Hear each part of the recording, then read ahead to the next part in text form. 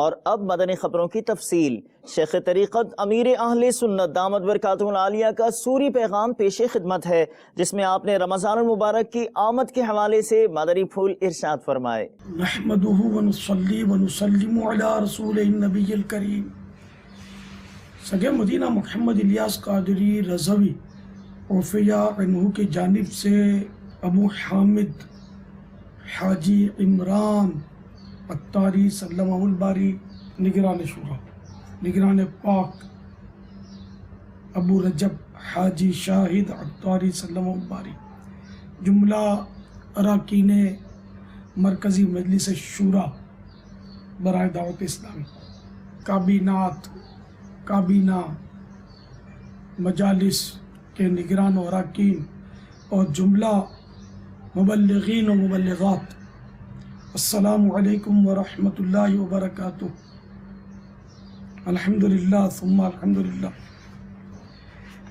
آقا کا مہینہ شعبان المعظم اپنی برکتیں لٹا رہا ہے، اور عن قریب ہم زندہ رہے تو انشاءاللہ میٹھے میٹھے میٹھے میٹھے میٹھے میٹھے شہد سے بھی میٹھے ماہ رمضان المبارک سے مل جائیں گے۔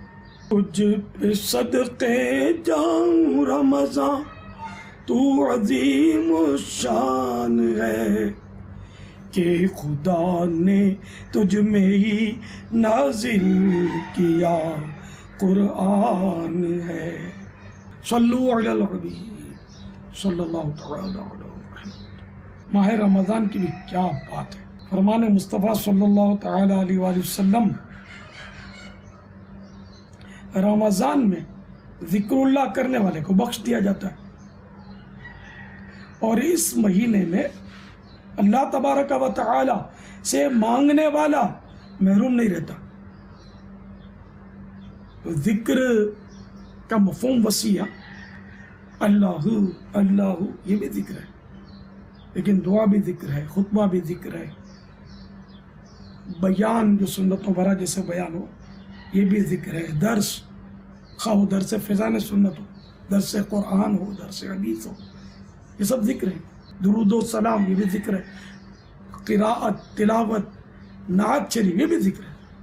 عرض یہ کرنا تھا کہ الحمدللہ مرکزی اعتکاف ہمارے ہوتے ہیں، تربیتی اعتکاف، الحمدللہ اس کے لیے بھی آپ کوششیں کرتے بھی رہیے، جاری رکھیے، لیکن خاص ایک بات کی ضرورت توجہ دلاتا چلوں کہ نہ جانے یہ طرح طرح کے گناہ بھرے چینلز کی نحوست ہے یا کیا ہے کہ رمضان المبارک کے روزوں کا جذبہ کم ہوتا جا رہا ہے۔